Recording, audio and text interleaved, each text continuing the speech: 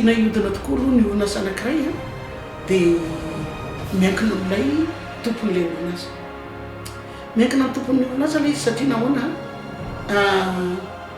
ankoatra ny fahaizana amin'ny mampahalalana efa nomaniny entiny andonana ny orinasa anankiray zay ampandroso azy dia ny zavatra tsara fantatry indrindra dia ny lalàna ao anatin'ilay toeram-piasana.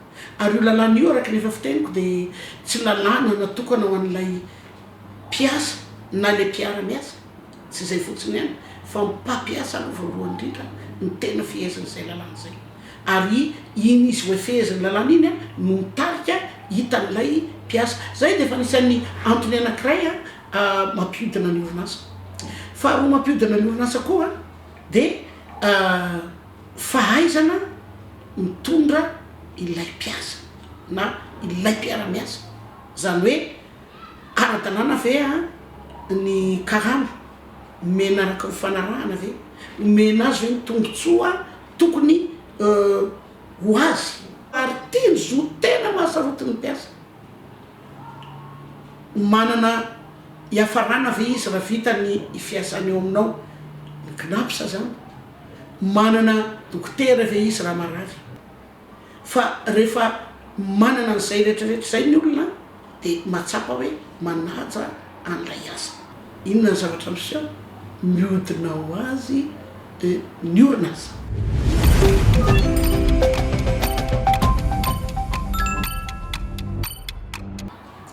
Araka ny teneniko teo dia voafehan'ny lalàna na ny an-daniny na ny ankilana. Faharoa manarakaraka izany dia matotra ny fifampifehezana mipetraka tsara araka ny tokony ho izy. Fahatelo manarakaraka izany dia lakotsiny amin'ilay teny vahiny hoe motive ve ilay olona miasa ao aminao na ilay olona ampiasainao.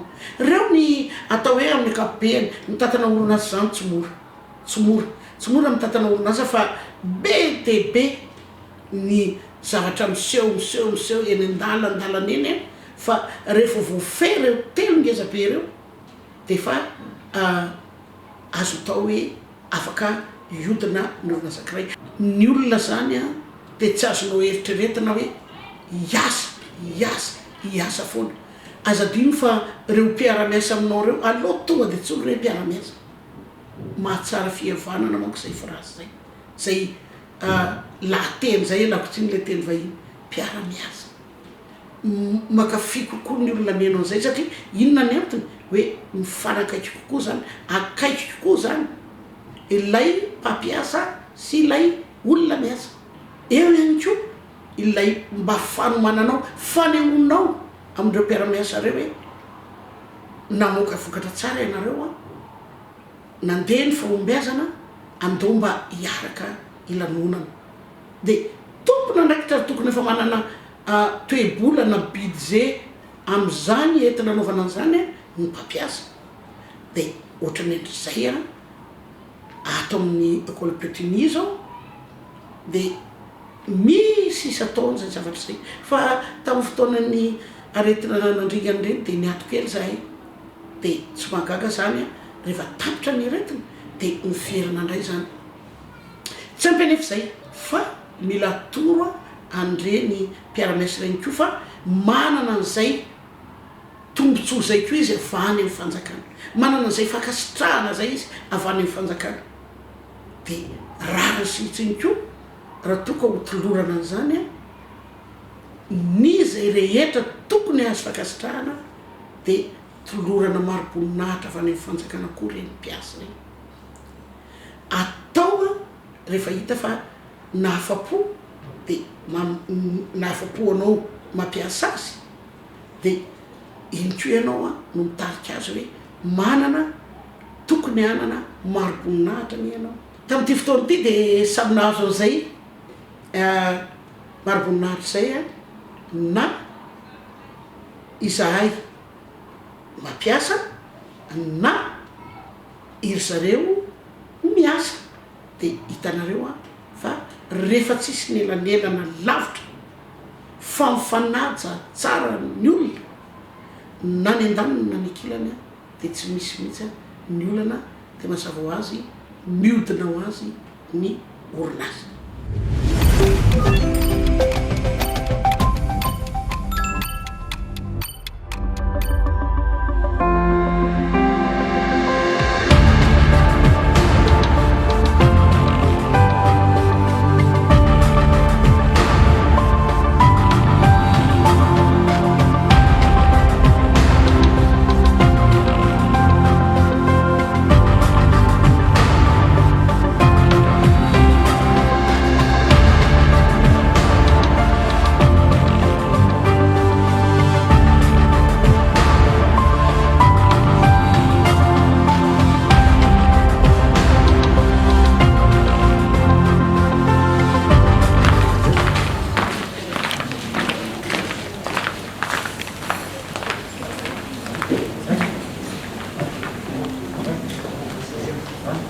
Isaorantsika ny fitondram-panjakana malagasy izay nampizoro hatrany ny groupe Petit Nid teto amin'ity firenetsika ity. Eo ihany koa ny fanomezan'ireo mpitondra fanjakana malagasy ny maribonam-pirenena izay atolotra anio.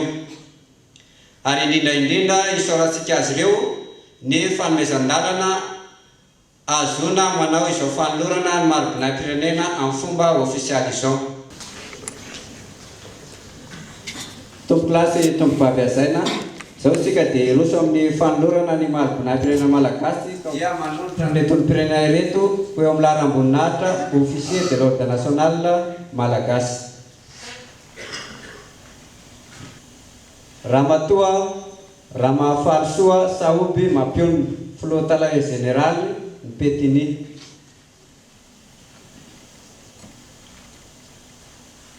Manasanao mpanazana re handray ny toerana handraisana ny maribonam-pirenena androany.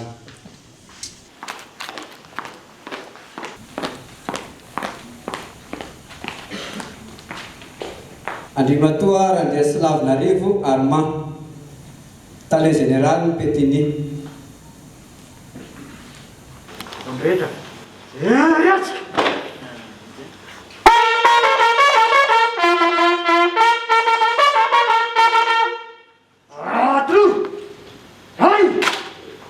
Skafon laluna.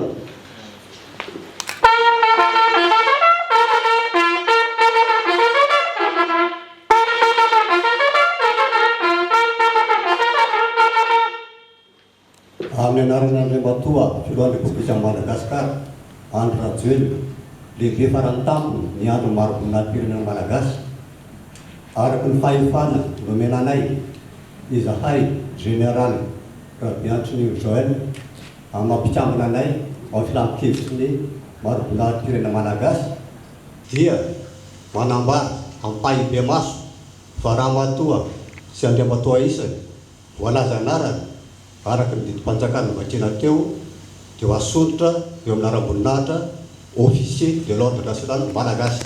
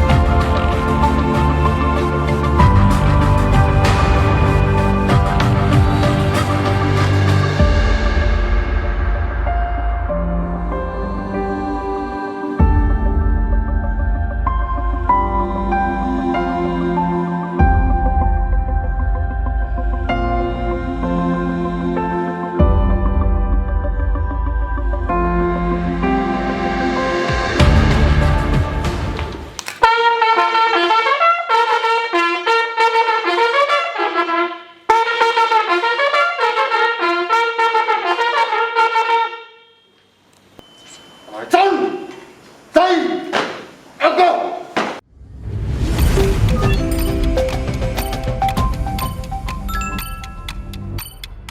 misetra fanabeazana no tenenina dia mbola miampy zay fanabeazana fampianarana fanabeazana fikolokoloana olona hovanina fampianarana fikolokoloana olona any an-diplôma sarotra mandrindra sy mandamandreo raha amin'izay sehatra zay no ho tenenina dia mila manaja koa ilay lalàna ilay mpianatra na ny mpiazana na ny mampianarana fangaro rehetrarehetra reo ampy ny fitaovana rehetra ety miasa ampy ny lamina rehetra eo amin'ny fandrindrana dia azo lazaina fa iodina ny orinasa ankiray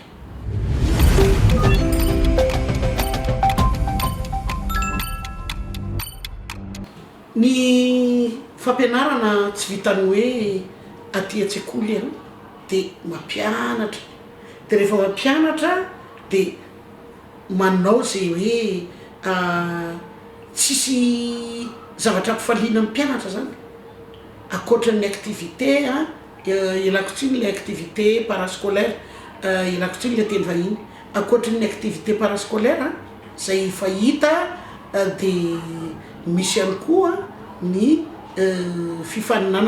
fifaninanana mba hanetanetana an'le ankizy zany eo koa moa ao anatin'izay mihitsy ny jerevana ny ohatra hoe ny feo dia hiteo zany hoe ahoana ny feony ihany na ahoana ny feony ihany hita zany any amin'ny sekoly na aty amin'ny sekoly misy ny primaire ny collège ny lycée na any amin'ny université indrindra nendry zareo en Chine zany hoe culture zany dia ao anatiny eo ny ampiseholy zareo ny hira fanoany any aminy ny ohatran'izany dia eo misy olo manakaja maro misy olo manakaja maro manatrika akoatra ny mpitsara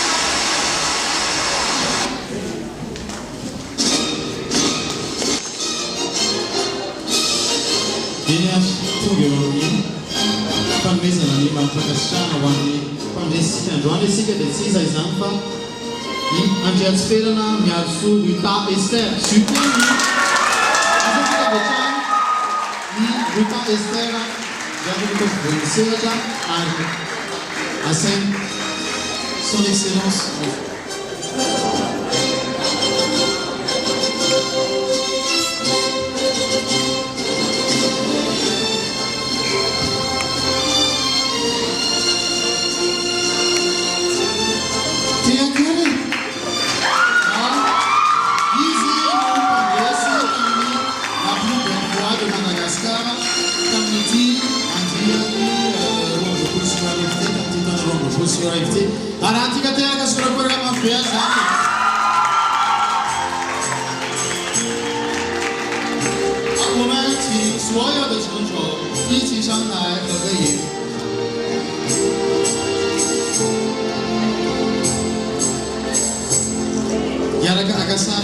amin'izao mpandasitsika zao mpifanana androany dia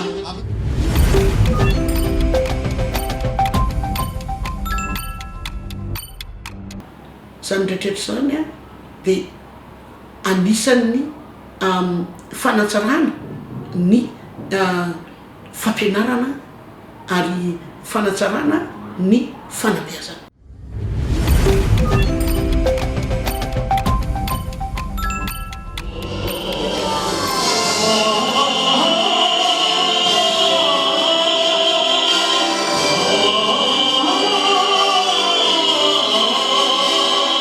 我要你好的幸福节。